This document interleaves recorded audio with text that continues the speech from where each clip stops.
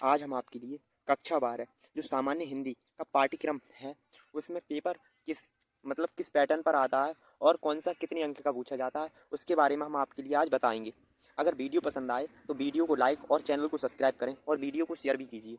ठीक है, तो देखिए, पहले जो पहला प्रश्न होता है उसमें बहुविकल्पी प्रश्न आते हैं। पहले प्रश्न के मतलब तो उसमें 5 खंड होते हैं बहुविकल्पीय की, वो 5 अंक की पूछे जाते हैं। जैसे पहला होगा हिंदी गद्य खंड, जो आपसे 1 गुणा 5 अंक का पूछा जाएगा और ये 5 अंक के आएंगे। ये विकल्प होते हैं, ठीक है, 5 अंक के विकल्प आएंगे।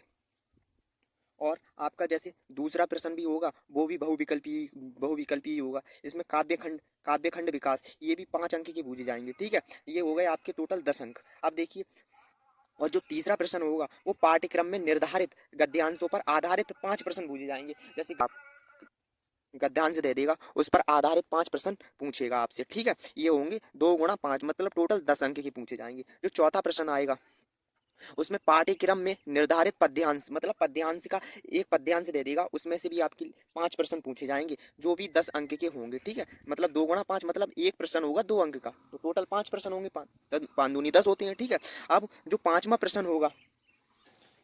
प्रश्न होगा उसमें आपसे गद्य खंड के जो लेखक होते हैं उनका साहित्यिक परिचय एवं कृतियां लिखवाएगा आपसे। शब्द सीमा होगी इसकी 80, जो 3 + 2 अंक के होंगे। मतलब 3 अंक में आपसे साहित्यिक परिचय लिखना है और 2 अंक में आपसे मतलब उन्हें उनकी रचनाएं लिखनी है।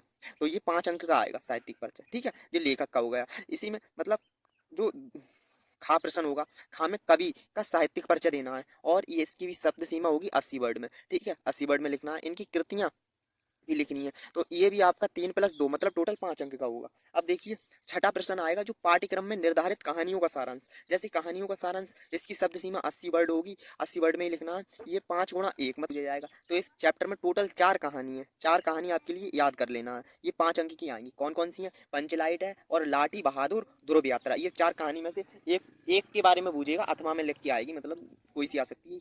अब पाठ्यक्रम में आधारित खंड काव्य की कथा वस्तु, ये आपसे मतलब कथा वस्तु जैसे आपकी जो भी आता हो वो आपके लिए याद करना होगा। ठीक है, ये होंगे टोटल मतलब जो खंड का पेपर होगा वो 50 अंक का पूछा जाएगा। ये हमने आपके लिए 50 अंक की बता दिए। अब देखिए, खंड खा में भी 50 अंक का पूछा जाता है। देखिए कौन कौन से प्रश्न आएंगे 50 अंक में।